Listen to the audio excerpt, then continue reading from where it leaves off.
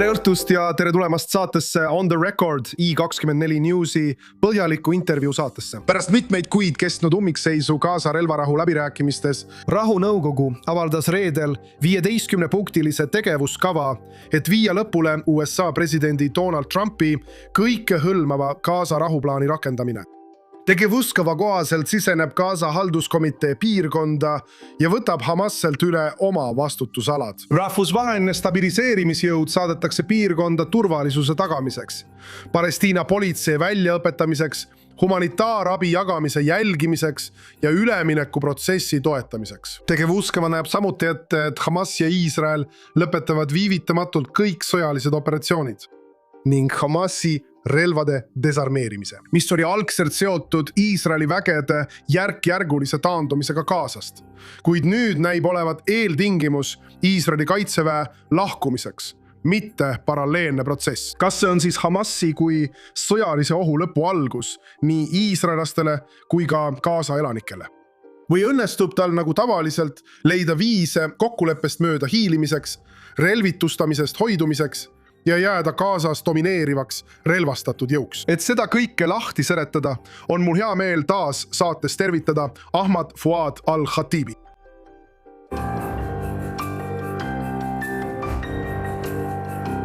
Al-Khatib on Palestiina-Ameerika humanitaar- ja rahuaktivist. Gazas pärit Al-Khatibi mõjutas Gaza sõda sügavalt, kuna kümned tema lähisugulased ja laiema perekonna liikmed hukkusid Iisraeli õhurünnakutes. Ta on ka vanem teadur Atlantic Councilis, kus ta juhib projekti Realigned for Palestine. Ahmad, aitäh, et tulid taas saatesse.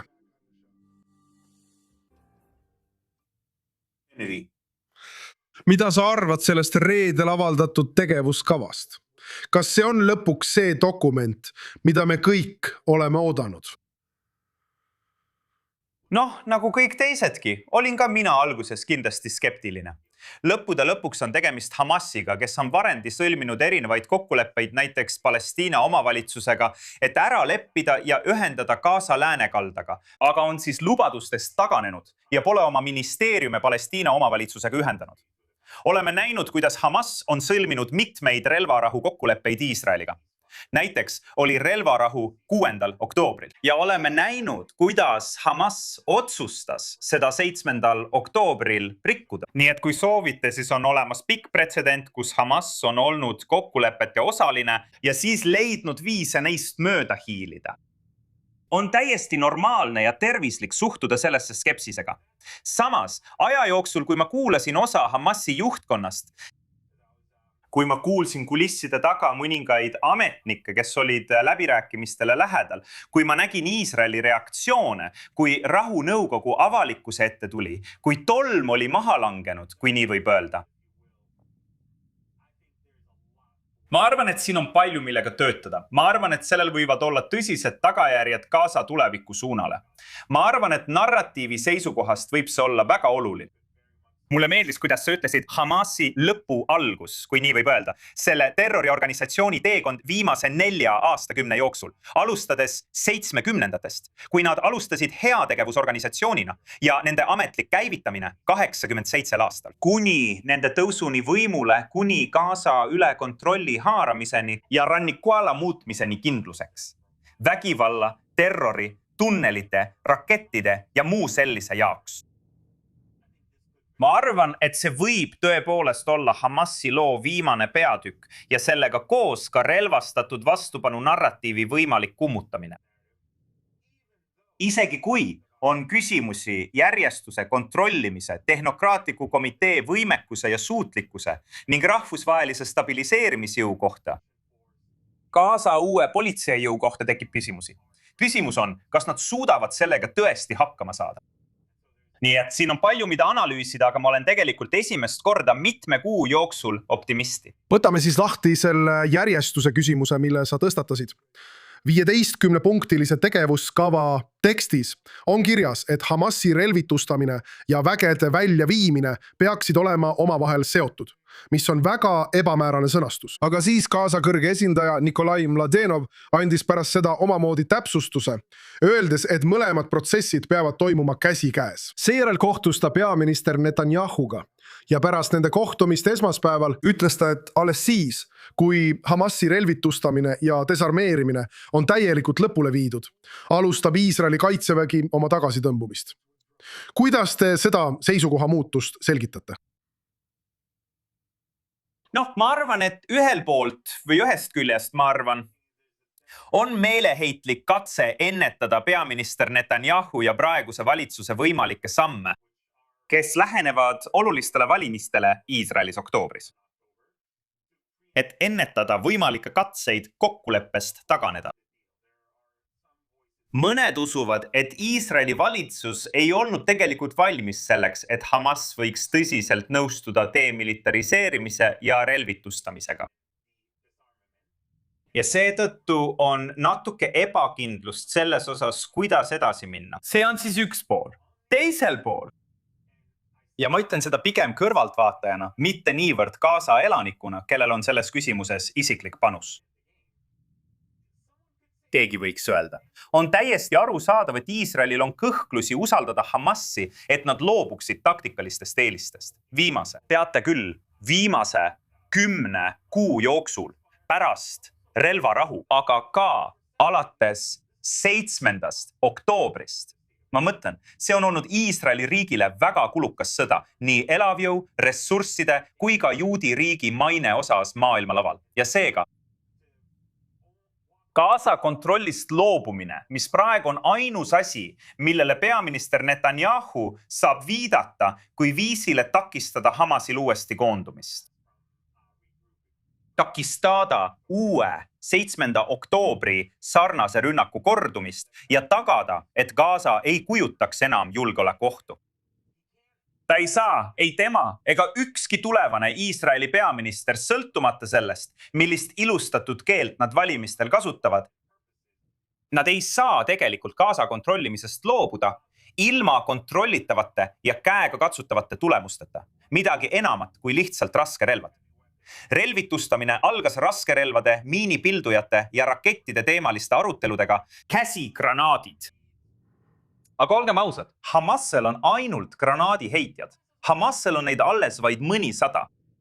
Raskerelvade peamine omadus on tunnelid, mis Hamasi allikate kohaselt moodustavad väidetavalt enamiku tunnelitest. Asuvad Iisraeli kontrollitavates Gaza piirkondades peaaegu 70% kollasest joonest väljaspool. See on oluline. Aga tuletame ka meelde, Hamas kasutas, ma mõtlen, et valdav enamus 7. oktoobri ohvritest põhjustasid kergerelvad, AK-47, M16 ja nii edasi. Ja B, Hamas vajab Gaza elanikkonna kontrollimiseks ainult kergerelvi, et valitseda, juhtida ja mõjutada poliitika suunda. Seega saadi aru, et ainult raskerelvade loovutamisest ei piisa. Hamas peab täielikult relvadest loobuma. Ja siis see, ja ma arvasin, et see oli tegelikult väga oluline ja väga kriitiline. Ja mul on allikaid Gazas, kes ütlesid, et Hamas nõudis selle klausli lisamist sellele, mida Nikolai Mladenov ja Rahunõukogu välja pakkusid. Iisraeli sõjavägi ja Shin Bet esitasid nimekirjad Gazas olevatest hamuladest ehk perekondadest, klannidest ja hõimudest, kes tuleb samuti relvituks teha. Seda võeti vastu tohutu toetusega ja Gaza elanikkond hindas seda valdavalt väga positiivselt. Sest sa ei saa relvituks teha Hamasi ja islami džihaadi, kes väidetavalt samuti allkirjastasid selle. Ja jätta terve hulga neid võimsaid klanne, neid hõime koos oma relvaladudega, et nad saaksid inimesi terroriseerida, luua oma relvarühmitusi ja jõuke. Ja ma arvasin, et see oli väga tark lähenemine olukorra võrdsustamiseks. Nii et ja Hamas kardab neid klanne, neid perekondi, sest kui Hamas relvituks tehakse, nendel perekondadel on kõik vanad kättemaksu ja tasaarveldusarved selle terrorirühmitusega. Nii et ma arvan tegelikult, kui me nägime Nikolai Mladenovil selle täpsustusega välja tulemas, seda muutust, see tegi see tegelikult tugevdas kokkulepet. See tugevdas seda Iisraeli vastuväidete vastu. See tugevdas seda kohalike elementide vastu, mis võiksid ohustada Gaza tulevikku, ehk siis hamulad, klannid ja hõimud. Ja see muutis ka nii, et Iisrael ei loobu sellest, mille eest ta maksis ränka hinda. taktikaliselt ja strateegiliselt ning ka avalike suhete seisukohalt. Ilma kindlate saavutusteta, nagu kergete ja raskete relvade desarmeerimine. Selle kohta 2 kommentaari. Esiteks, minu arusaam Gaza allikatest on, et Hamas üritab tegelikult neid relvi hankida erinevatelt Gaza klanmidelt, et neid relvi säilitada või isegi varjata. Ja samuti ütleb Hamas, ei, me ei nõustunud relvitustamise ega oma relvade kasutuselt kõrvaldamisega. Me nõustusime, et need hoitakse Palestiina organi järelevalve all. Põhimõtteliselt tähendab see, et need pannakse lattu, ukse ja luku taha. Ja igal hetkel võivad nad otsustada sellesse lattu tormata, kui nad seda soovivad. Aga mind huvitab rohkem see, et me oleme umbes 10 kuud selles relvarahus olnud. Mis muutus?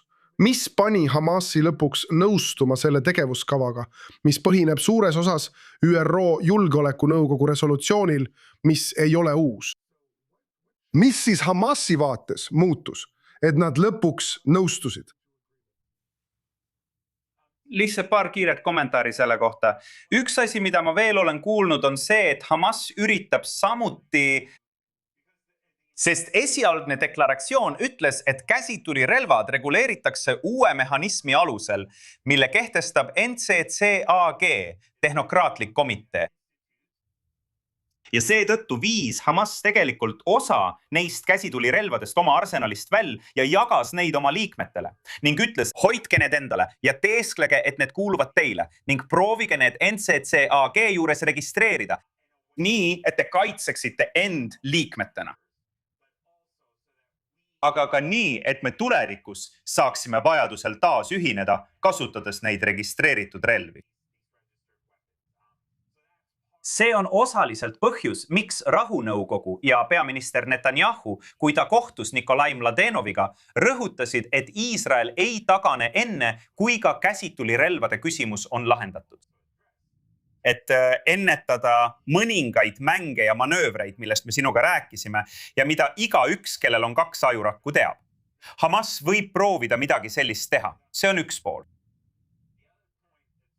Teine punkt on väga oluline. Ma olen tänulik, et sa selle tõstatasid. Relvade ladustamise küsimus. On väga tähtis rõhutada, et see kokkulepe, nii palju kui see lõpuks, see on Hamasi jaoks omamoodi alistumine ja kaotuse tunnistamine. Hamas pikka aega olid nende relvad punane joon. See oli lihtsalt retoorika. Jutt oli selline, et nad ei anna sõja ajal alla, nad ei alistu, nad ei teeks seda. Aga olgem ausad, jätame jama kõrvale. See on tõesti lõpp. Ma mõtlen, et kui see viiakse ellu nii, nagu on välja pakutud, siis see on Hamasi alistumine. See on loobumine. Ma olen kasutanud metafoori, et ilma oliivideta pole oliiviõli. Ilma relvadeta pole Hamasi. Miks siis nõustuda ja miks nõustuda? Aga lihtsalt, et kiiresti mõtte lõpetada, nemad. Kokkuleppe sõnastati nii, et nägu päästa, et proovida. Ja just siin tegid katarlased, egiptlased ja türklased koostööd rahunõukogu ja Trumpi administratsiooniga. Et öelda, okei, me ei hakka nina alla hõõruma, et see saab olema täielik kaotus. Me kasutame selliseid väljendeid nagu ladustamine. Me kasutame seda selleks, et säästa teid alandusest, kui peaksite oma relvad iisraellastele üle andma. Laseme teil need üle anda Palestiina üksusele, NCA-le ja nende politseile hoiustamiseks. Aga ma olen kuulnud kõik alates sellest, et need sulatatakse või põletatakse ära. Aga samuti näiteks, iisraellased suutsid kuidagi tekitada lühise nendes ladustamispaikades. Ma mõtlen, see mõte, et sul lihtsalt on Gazas relvi täis ladu ja Iisrael lihtsalt istub ja ootab Hamasi. Ma mõtlen, see on naeruväärne. Kõik teavad, et seda ei juhtu. Need relvad viiakse Gazast välja ja sulatatakse ümber teraseks. Nii et seda tuleb mõista kui viisi, kuidas põhimõtteliselt anda Hamasile nägu säästev väljapääs. See vähemalt Al Jazeera ees ja kõigi maailma lipitsejate ning Palestiina pooldajate liikumise ees, et öelda, et me ei andnud täielikult alla. Meie relvad on turvalises hoiustamises. Miks siis nüüd? Ma mõtlen, kui vaadata, alustame piirkondlikult. Iraani Islaamivabariik, isegi kui nad pole täielikult kokku varisenud, on nad siiski väga raskes olukorras. Liibanonis on Hezbollah, mis on omaenda sohu takerdunud. Katarilased ei suuda eksportida oma veeldatud maagaasi Hormuzi väina kaudu. Nad on sisuliselt täielikult ülejäänud maailma majandusest ära lõigatud. Nad ei suuda suunata miljardeid dollareid Hamasile ega Gazasse. Türklased said äsja F-35 hävitajad. Nad püüavad saavutada lähenemist NATO ja Trumpi administratsiooniga. Nad tahavad müüa Venemaalt saadud S-400 õhutõrjesüsteemid Araabia Ühendemiraatidele. Piirkondlikud dünaamikad on muutumas. Egiptlased on väsinud sellest, et Gaza on ebastabiilne rindelõik. Palestiina omavalitsus seisab silmitsi kokkuvarisemisega. Ees on valimised. Ükskõik kuidas sa seda ka ei vaataks. Piirkondlikult on see väga erinev piirkond võrreldes 2023 aastaga. Vastupanuteljast või isegi sunniitide telje mõttest. See Türgi, Katar ja teatud määral Saudi Araabia või väiksemas ulatuses õigemini Saudi Araabia, Pakistan või Egiptus võisid olla osa sellest. Siis vaatab lähemalt Gazat ennast. Edusamm on olnud vaevu. Ma mõtlen, Hamas on tegelikult mõned inimesed, ma mõtlen Hamasi juhtkonna sihtimine, nagu Zaidina al-Haddad ja mõned teised suured nimed, sellised nagu viimased vanema põlvkonna jäänused, Al-Qassami brigaadide ja Hamasi juhtkonna põlvkond enne 7. oktoobrit. Võitlejad, kes viisid läbi 7. oktoobri rünnaku, kes olid osa infrastruktuuri rajamisest. Hamasi infrastruktuur ning kõrgemate ja keskastme komandöride rivi on laastatud. Kõik Sinvar, tema vend ja teised. Nii et nende sõjaline Me kuuleme, et Hamas värbab hulga poisse, nagu teismelisi. Nad ei saa isegi neid lapsi õpetada tulistama, sest esiteks pole tegelikult lasketiirusid. Pole kohti, kus nad saaksid oma AK-dest tulistada. Nad ei saa neid õpetada manööverdama nii nagu enne 7. oktoobrit. Sest siis sihiks Iisrael neid, esiteks, ja teiseks, Hamasel on Gazas väga piiratud relvaarsenal. Nad ei saa Egiptuse kaudu relvi sisse smugeldada. Nad ei saa varusid täiendada. Nad suutsid täiendada mõningaid ise valmistatud lõhkeseadeldisi Iisraeli lõhkemata jäänud laskemoonast.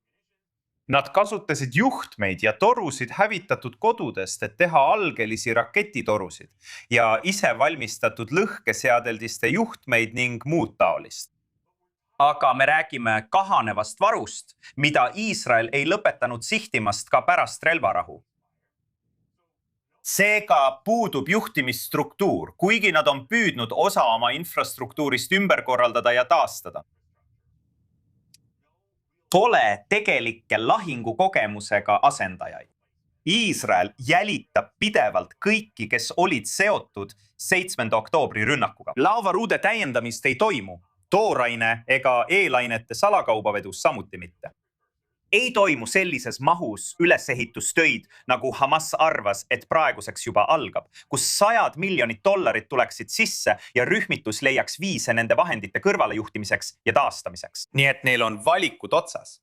Ja lõpuks ma lõpetan sellega. Ja siin ma sooviksin, et rohkem iisraellasi, Iisraeli toetajaid, sioniste või laiemalt juudi kogukonda oleksid selles osas vähem skeptilised.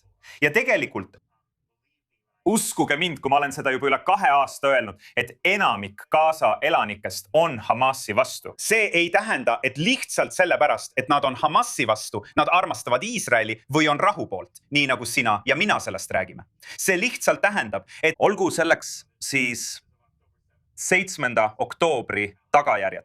Hamasi tegevus viimase 2 aastakümne jooksul või Hamasi käitumine sõja ajal, olgu selleks Palestiina rahvusliku projekti läbikukkumine, olgu selleks relvastatud vastupanu narratiiv. Inimesed on Hamasist tüdinenud ja Hamas teab, et ainult nende relvad on põhjus, miks nad võimul on ja miks nad suudavad valitseda. Ja nii nad näevadki kogu eelmainitud tervikuna. Ja nad ongi nagu, me ei saa seda teha, meil ei ole mingit tulevikku. Sellepärast ma arvan, et nad olid sunnitud selle kokkuleppe vastu võtma. Vaata, see, mida sa kirjeldad, tähendab sisuliselt seda, et Hamas loobub oma eksisteerimise põhjusest. Ma ei ole kindel, et nad lihtsalt vaikselt alla annavad, ilma võitluseta. Aga ma tahaksin korraks Gazast kaugemale vaadata, enne kui liigume laiema pildi juurde. Sest eelmisel kuul Palestiina omavalitsuse president Mahmoud Abbas teatas, et selle aasta novembris toimuvad seadusandlikud valimised. Ja siis järgmisel aastal toimuvad esimest korda üle 20 aasta presidendivalimised. Nüüd, me oleme varemgi olnud selles olukorras, kus Palestiina valimiste väljakuulutamine on toimunud. Kui teostatavaks te seda protsessi peate? Ja kas Palestiina omavalitsus järgib kõiki vajalikke reforme, mida on vaja läbi viia, et taas saada rahvusvahelise kogukonna tunnustus? Ma tean, et see on suur küsimus, aga proovige sellele lühidalt vastata, kui võimalik. Kindlasti. Ma arvan, et oleks katastroofiline proovida korraldada midagi, mis meenutaks valimisi, vähemalt riiklikul tasandil. Kui soovite korraldada kohalikke valimisi Läänekalda mõnes piirkonnas, siis see on okei. Palestiina aladel ei ole poliitilist elu. Isegi mitte Läänekaldal, nagu üks mu hea sõber hiljuti ütles. Ma rääkisin temaga Washingtonis. Palestiina poliitikat ei ole, on ainult palepoliitika, eks. President Abbasi ja tema siseringi tegevus on tühjendanud Palestiina institutsioonid, Fatahi ja PLO. Nii et ma arvan, et enne kui jõuame valimisteni, on valimised seotud ühiskondliku infrastruktuuriga. Valimised tähendavad vaba ajakirjandust. See tähendab sõnavabadust. See tähendab, et inimestel peavad olema Maslovis vajaduste hierarhias esmased vajadused täidetud enne, kui sinna jõutakse. Ja samuti valimised nii varsti pärast Hamassi. Ma mõtlen, kes teab, kas selleks ajaks on relvitustamise protsess lõpule viidud. Ma arvan, et see on viga, sest võib-olla just sellele Hamas loodabki. Valimised ilma Hamassi või ühegi teise osalejata, kes täielikult tunnustaks Iisraeli ja loobuks vägivallast, oleksid katastroof. Lõpuks. Ma arvan, et valimised Gazas ilma poliitilise elu loomata või valimised Palestiina aladel ilma fraktsioonidest sõltumatu poliitilise elu loomata praegu kõik, kes tahavad kandideerida, peavad kuuluma mingisse fraktsiooni. Olgu selleks siis Hamas, Fatah, Palestiina Islami džihaad, see grupp või teine grupp. Pole ühtegi professionaalset sõltumatut palestiinlast, kes saaks kandideerida või luua oma partei nii-öelda. Nii et ma arvan, et sinna peame kõigepealt jõudma. Legitiimsust ei saa tuletada valimistest. See tuleb ühiskondlikust muutusest, mis viib valimisteni, mitte vastupidi. No, põhimõtteliselt kirjeldad sa poliitilise kultuuri loomist Palestiina aladel. Midagi, mida seal ei eksisteeri ja mis on tavaliselt pikk protsess. Aga me peame selle teema praegu kõrvale jätma, sest ma tahan liikuda saate viimase osa juurde. See on kiirküsimuste voor. Ma näitan sulle 3 pilti ja lühidalt ütle mulle esimene asi, mis pähe tuleb. Siin on esimene pilt. See on Hamasi uus juht, Khalil al-Hayya. Pro-Iraani imbetsil, kes on kinni vana ja uue muutuvate maailmade vahel, ega tea tegelikult, mida teha. Aga üllatuslikult suutis ta sundida poliitbürood relvitustamisega nõustuma. Kas tema on põhjus, miks Hamas nõustus? Sest 10 kuud see ei olnud nõus. Ei, midagi ei muutunud. Tema on ainus asi, mis muutus. Nüüd, kui temast sai juht. Lühidalt, kas tema on põhjus, miks Hamas nõustus? Ma arvan, et ta tõesti mõistab väga hästi seda, mida ma teile kirjeldan. Et Hamas on Gazas täiesti kokku varisemas ja neid võetakse vastutusele ning peavad vastutama Palestiina rahva hävitamise eest Gazas. Ja ta mõistis, et kui nad ei anna mitte ainult tolligi, vaid meetritki, et see jääb Hamasi süüks, et Palestiina rahvas ei anna neile seda kunagi andeks, ükskõik kuidas nad ka ei püüaks seda õigustada. See on nende vastutus, see oli nende otsus ja nii. Jällegi iroonilisel kombel arvan ma, et ta on üks radikaalsemaid tegelasi, kuid ometi suutis ta kuidagi mõista, et nad peavad järele andma. Väga huvitav. Hästi, liigume järgmise pildi juurde. See on rahunõukogu kõrge volinik, Gaza kõrge esindaja Nikolai Mladenov. Mees, keda olen hakanud hindama ja austama. Mees, kes mulle meeldib. Mees, kellele võiks natuke rohkem anda. Ma arvan, et ta pingutab tõesti kõvasti. Ma arvan, et ta jätab siin-seal mõne asja 2 silma vahele, aga üldiselt on ta minu arvates julge. Ta on vajadusel Hamasi survestanud. Ta jagas hiljuti üht minu säutsu ja Hamasi juhid tulid tema vastu välja, kuna ta jagas minu postitust ja nad ründasid ka mind. Ja siis tuli Al Jazeera välja ja ütles, kes see Ahmad al-Khatib on see kahtlane mees, mis iganes. Aga Nikolai on meisterlik tasakaalustaja. ja ta on öelnud ja teinud asju, mille puhul ma arvan, et mina oleksin valinud natuke karmima lähenemise. Aga tema tegi seda pika perspektiiviga, püüdes meid viia sinna, kus me täna oleme. Nii et ma olen tõesti hakanud tema stiili hindama, kuigi ma ei ole kindel, kas tal õnnestub või mitte. Aga Hästi, kui keegi anname talle suudab siiski seda esialgu teha, võimaluse. siis on see tema. Peame liikuma edasi viimase pildi juurde. See on Palestiina omavalitsuse president Mahmoud Abbas ja tema asepresident Hussein Sheikh. Väga lühidalt, palun. Hussein Sheikh, ma loodan, ma mõtlen, ühest küljest hindan seda, et ta sai oma kogemused koostöös Iisraeliga. See tähendab, et ta on pragmaatiline, tal on palju kogemusi. Teisest küljest mureksen ma sellepärast, et ta peab jätkama osa retoorikast, mida Abbas on ajanud. Ma soovin, et Abbas läheks pensionile. Ma soovin, et Abbas teeks lihtsalt väärika ja korraliku asja ning võtaks auameti ja liiguks edasi. Ta tõesti häbistab ennast sellega, et ta lihtsalt klammerdub võimu külge ilma asjata. Aga hetkel ei ole mul kummadi suhtes suuri lootusi. Ma loodan, et mul on härra Sheikhi osas siiski ekslik arvamus. Ma arvan, et me kõik jagame seda tunnet. Amad, peame praegu siinkohal lõpetama, aga ma tahan sind veel kord tänada sinu aja ja huvitavate mõtete eest. Liituge meiega taas järgmisel nädalal saates On The Record. Tänase osa ja kõik varasemad saated leiate YouTube'ist ja Spotify'st. Aitäh vaatamast!